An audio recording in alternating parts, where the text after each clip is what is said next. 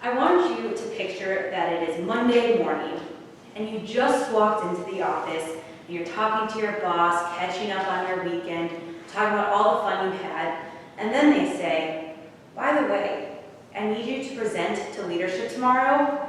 Please be prepared. What is going through your mind? Do you have the necessary tools you need? Do you actually have the topic that you need to talk about? Are you going to mess up in front of leadership? No one ever wants to do that. So what is going through your mind? How are you going to focus on that? Did your work give you that necessary tool you need to be able to present the best way possible?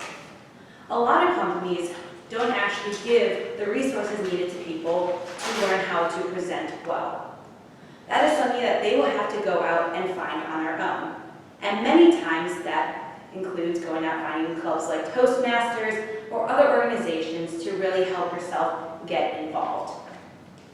Now, one thing I think is really important is for companies to want to invest in their members.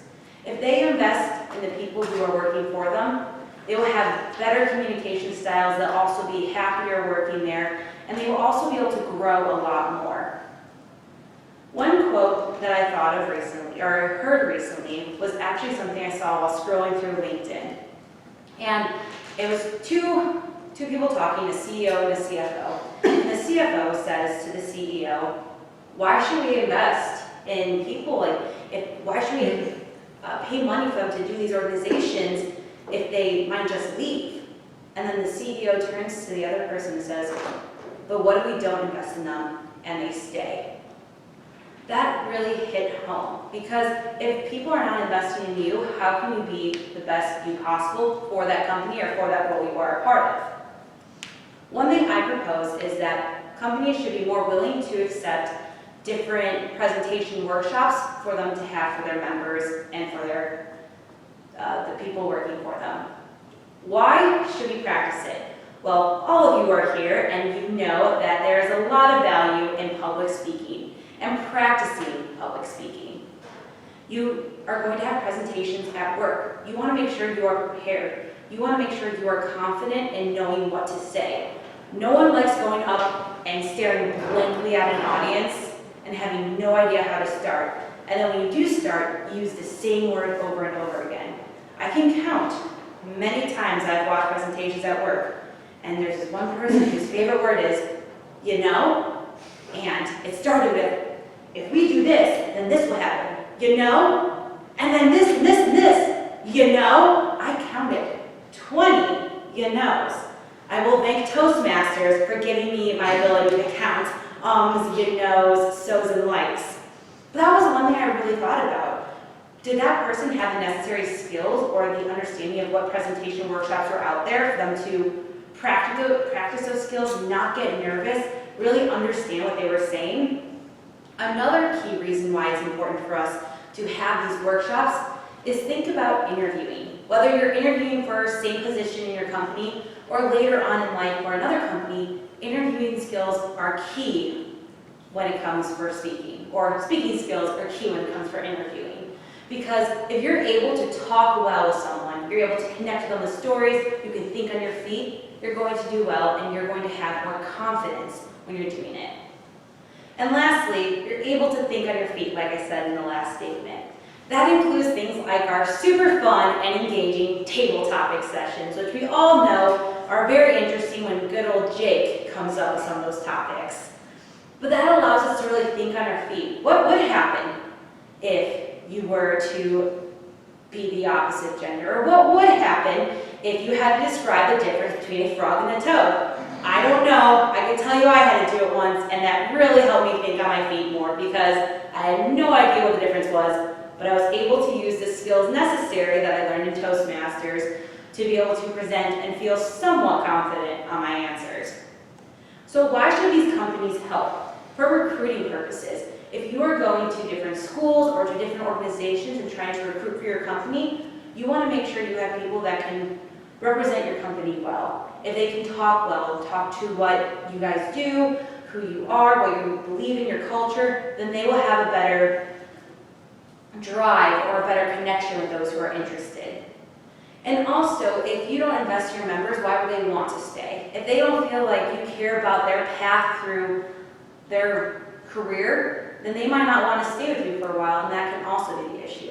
Which goes back to that quote. Well, what if they stay and we don't invest in them? Because they won't feel as connected with the company, and they also won't necessarily have those skills that can help them grow. So here is my proposal. How can we help? Well, Toastmasters. We are a public speaking organization, so we are first in line to be able to help those with those public speaking skills. Now, one thing I started thinking about, and I wanted to research more, was how can we go in and help do workshops? Is it possible that there are companies around Muscatine that would be willing for us to come in and do a quick workshop with them? I know where I work, we have our sales team that will sometimes do presenting workshops where they have a huge bag of random items. You take one out, you have 5 seconds to look at it and describe a story with it. Whether you're trying to sell it or you're describing what it's for, you have that skill within you to present quickly, and that is very important when it comes to presenting. So can we go and help with workshops? Also, if we go and help with workshops, it will help us advertise more and show them that if you do this workshop and you still want some help, join us. We meet every Monday at 5:35 in the library. Please join us and be able to learn more of how to speak and be more comfortable. So I think it would be really great if we can go out into the community and try to connect with those companies, really show them the value of connecting with their members and their employees and getting them to understand that investing is important. Like that CEO said, what if they stay? What if they stay and we don't invest? And that is what I want to help them see, is that if they stay and we invest, then you'll have a better company and culture overall. Thank you. General evaluator, fellow Toastmasters, and Rebecca. Rebecca, you spoke on the importance for companies to invest in their employees and the importance for employees to work on their public speaking skills. I know from being in the workplace that public speaking is a very important part of many jobs. And when somebody performs extremely well at public speaking, it's very obvious. And people around them think that they're competent, even if they might not be. It's very easy to, quote, fake it till you make it, but at least you know how to speak publicly. And on the other end, I can see how sometimes if someone is not able to communicate clearly publicly, the people in the room might begin to think that they don't know what they're talking about, or they might become disengaged with what is going on. I was enamored with the quote you gave about what if they stay. I thought that was a very good title, and I thought that was a very insightful comment, and it made me really think about companies' strategies to invest, and it made me think of all of us, because we all have to stay with ourselves. So it's great that we're all investing in our own public speaking.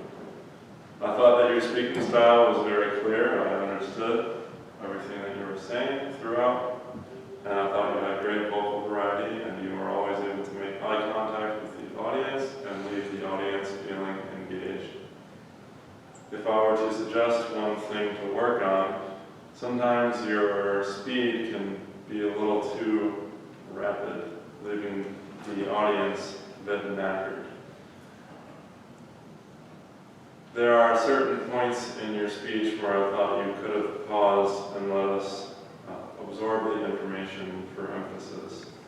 Or if you made a joke or something, you could have given us time to digest